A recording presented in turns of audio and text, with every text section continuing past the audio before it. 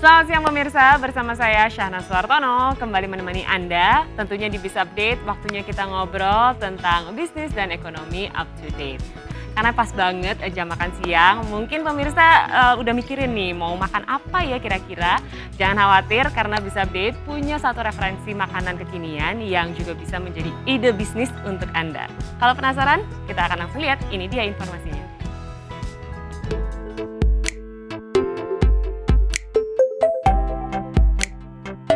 Berbisnis makanan memang tidak ada matinya. Dalam satu hari saja, banyak kreasi baru yang bermunculan pada dunia kuliner. Hal ini membuat banyak orang tergiur untuk mencobanya. Membuat bisnis makanan tentu bukan hal yang mudah, namun jika dilakukan dengan talenta, maka hal tersebut akan terasa mudah dan menyenangkan. Dengan kreativitas dan modal yang kecil, tentu bukanlah hal yang mustahil untuk memulai suatu usaha. Salah satunya makanan yang memiliki rasa yang manis dan tergolong sangat populer ini, yaitu donat. Bisa menjadi salah satu peluang usaha yang sangat menguntungkan karena memiliki banyak penggemar, mulai dari anak-anak hingga kalangan tua juga sangat menyukainya.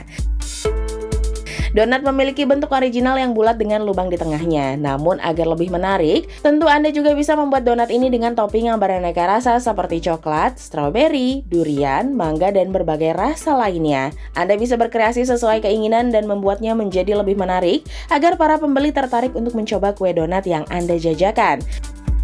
Untuk pemasarannya, Anda bisa menitipkan kue donat ini pada kantin-kantin yang ada di sekolah-sekolah, di warung-warung, atau menjajakannya di depan rumah jika tempat Anda terbilang cukup ramah dan strategis dilalui banyak orang. Keuntungan yang Anda dapatkan pun bisa bervariasi tergantung dengan di mana Anda menitipkan kue donat tersebut. Apabila di kantin sekolah, tentu harga yang dibanderol rata-rata Rp1.000 hingga Rp2.000 per donat.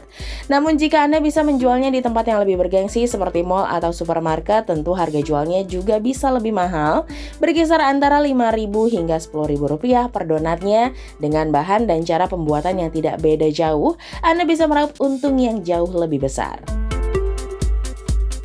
Untuk Anda yang tertarik, cara membuat donat terbilang cukup mudah. Berikut Biz Update rangkum resep donat bagi pemula.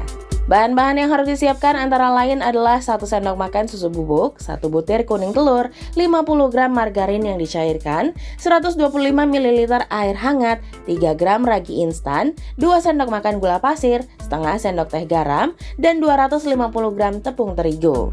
Cara membuatnya, campurkan gula pasir, 2,5 sendok makan tepung terigu dan ragi, kemudian berikan air hangat secukupnya, dan jika adonan sudah tercampur dengan merata, masukkan kembali sisa tepung terigu tersebut. Lalu masukkan margarin yang telah dicairkan dengan susu dan tambahan telur, kemudian aduk sampai merata, dan uleni adonan hingga kalis. Diamkan selama 10 menit, baru kempiskan donat, lalu timbang masing-masing 40 gram, dan dibentuk bulat.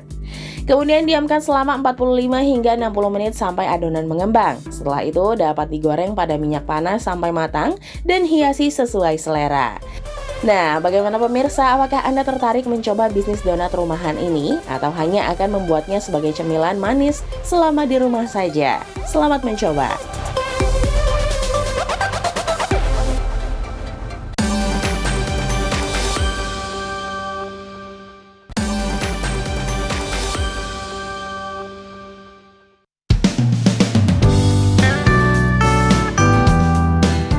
Masakan Padang, masakan Sunda, masakan Manado, masakan Betawi, atau masakan Jawa mungkin sudah terlalu biasa ya.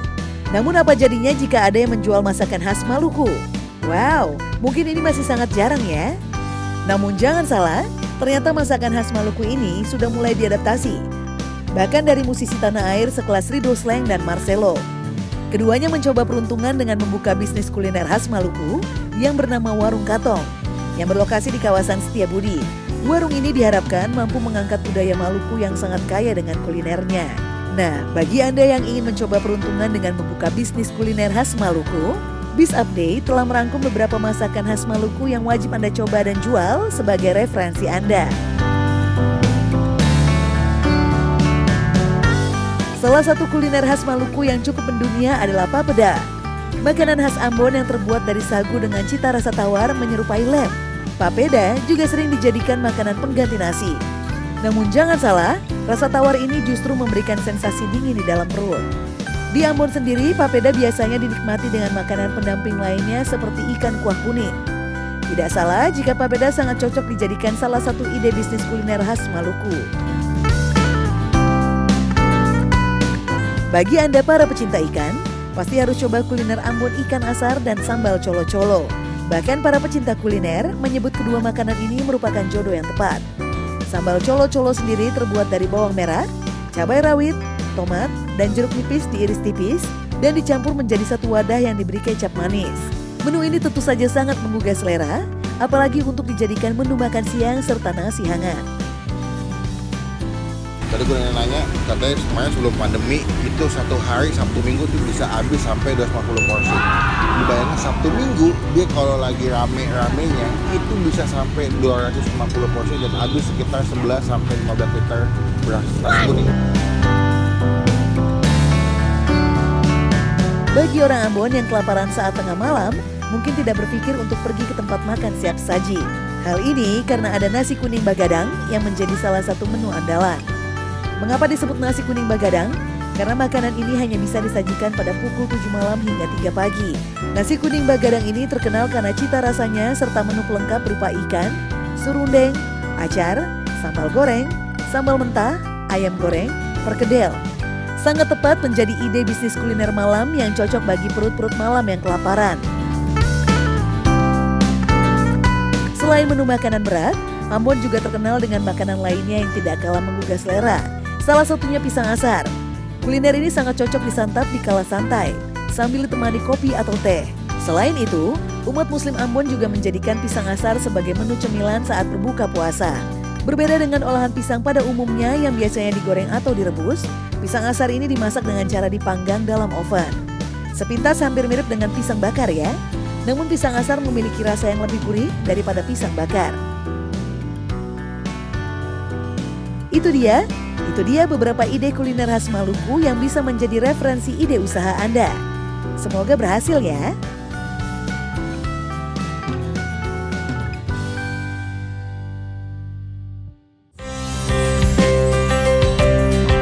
Di Indonesia, jumlah kue basah memang sangat banyak dengan beragam jenisnya. Di setiap daerah memiliki jenis-jenis kue basah dengan rasa yang manis. Salah satunya adalah kue lapis. Kue yang satu ini tergolong sebagai salah satu jenis kue basah golongan tradisional. Meski kemunculannya sudah ada sejak lama, namun kue lapis sangat diminati oleh masyarakat. Kue lapis dengan ciri khas bertekstur kenyal ini digandrungi mulai dari anak-anak hingga orang tua. Tingginya peminat kue lapis menjadikan bisnis kue basah ini terbilang sangat manis. Peluang bisnis kue lapis dapat dikatakan sangat menguntungkan dengan laba yang dihasilkan sangat besar. Selain itu, keuntungan dari bisnis kue lapis memang terbilang cukup menjanjikan. Modal yang dibutuhkan pun tidak terlalu banyak. Bagi Anda yang memiliki ketertarikan menjalani bisnis kue lapis, maka Bisa Update akan memberikan tipsnya untuk Anda. Apabila menjalankan usaha kue lapis memang dapat dimulai dengan langkah yang mudah. Usaha kue lapis bisa dijalankan dalam modal kecil, yang mana berkesinambungan usaha kue lapis bisa dilakukan dengan skala rumahan menggunakan modal yang tidak besar. Bisa dimulai dengan menjalankan bisnis kue lapis berskala rumah tangga. Dalam menjalankan usaha kue lapis memerlukan bahan baku untuk pembuatannya. Bahan baku tersebut meliputi tepung beras, gula pasir, tepung sagu, daun pandan, santan, garam, aneka pewarna makanan, dan minyak goreng. Untuk mencari bahan baku kue lapis, bisa Anda jumpai di pasar maupun toko. Pastikan saat menjalankan bisnis kue lapis untuk memilih bahan kue lapis berkualitas supaya rasanya lebih nikmat. Untuk mematok harga memang harus dilakukan hati-hati. Benar jika Anda bisa mematok berdasarkan target market. Namun, juga harus mengetahui harga rata-rata dari kue lapis yang akan Anda jual. Jangan terlalu mematok harga terlalu mahal untuk menarik konsumen yang Anda inginkan. Anda perlu menemukan tempat yang strategis yang mudah ditemui banyak orang. Lokasi yang strategis akan berdampak positif pada pengembangan bisnis dan pada akhirnya akan memberikan banyak entry pada akun keuangan Anda. Selain itu, Anda juga bisa berjualan di rumah dan di pasar tradisional. Pemasaran usaha kue lapis bisa dilakukan dengan membuat racikan kue lapis yang enak dan nikmat. Selain itu, Anda juga dapat memanfaatkan promosi usaha kue lapis dari media sosial juga situs jual beli online. Juga dapat pula menjalankan strategi pemasaran kedai kue lapis lewat menyebarkan berbagai brosur. « Bagaimana pemirsa, apakah Anda tertarik menggeluti bisnis kue lapis ini? Semoga informasi yang kami berikan dapat menambah wawasan dan memberikan manfaat untuk Anda.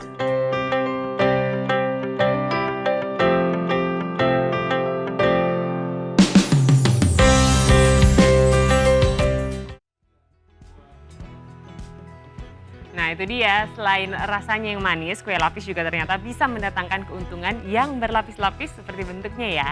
Nah selanjutnya kita punya informasi tentang bisnis budidaya jangkrik yang ternyata cukup menggiurkan. Namun informasi ini sekaligus menutup perjumpaan kita pada siang hari ini. Jadi saatnya saya Syahna Suartono pamit, jangan lupa untuk selalu menjaga kesehatan dengan rajin mencuci tangan, memakai masker dan tentu saja hindari keramaian. Nah tetap saksikan Bis Update setiap hari Senin sampai dengan Jumat pukul 12.30 waktu Indonesia Barat hanya di iNews. Sampai jumpa.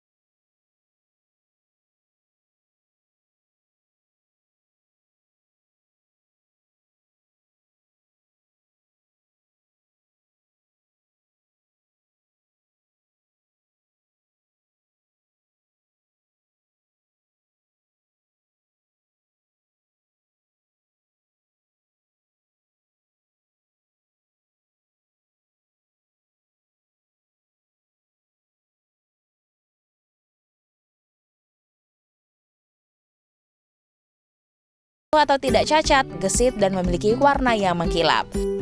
Proses kawin. Usahakan tempat perkawinan dan pembesaran terpisah dan usahakan kandang kawin sama dengan alam liar dengan cara dinding kandang ditempeli tanah liat serta diberi dedaunan dan usahakan jangkrik berasal dari spesies yang sama. Dalam satu kandang indukan antara jantan dan betina memiliki perbandingan 10:2. Dan yang terpenting, siapkan wadah pasir atau tanah sebagai tempat bertelur. Selama proses perkawinan, berikan asupan makanan yang cukup, dapat berupa bekatul, tepung ikan, kuning telur bebek yang telah direbus dan dihaluskan, dan beberapa vitamin tambahan.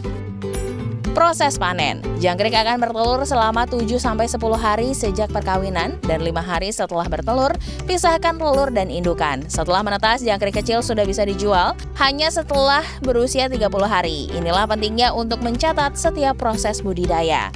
Harga jangkrik juga cukup beragam. Untuk jangkrik alam berkisar antara 35.000 untuk setengah kilogram dan untuk telur jangkrik per kilo sekitar Rp200.000. Harga tersebut dapat berubah-ubah tergantung lokasi dan musim. Bagaimana pemirsa, apakah Anda mulai tertarik untuk memulai bisnis budidaya jangkrik ini? Semoga berhasil ya.